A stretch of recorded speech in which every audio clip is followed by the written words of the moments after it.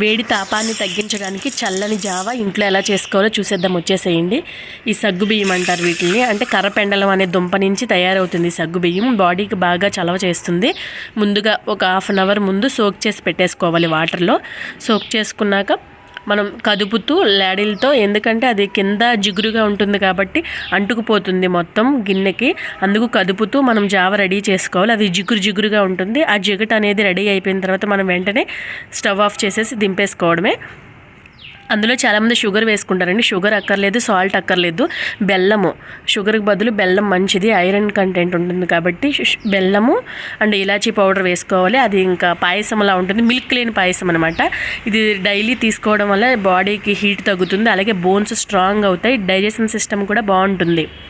చూడండి, నేను ఇప్పుడు రెడీ చేసేసాను మొత్తం. మీకు సర్వింగ్కి డెకరేట్గా ఉంటుందనేసి గ్లాసు, పైగా మనం వాడిన ఇంగ్రీడియంట్స్ కూడా నేను అక్కడ ప్లేస్ చేశాను. మీరు కూడా ట్రై చేయండి, ఎలా ఉందో కామెంట్లో మెన్షన్ చేయండి. Thank you.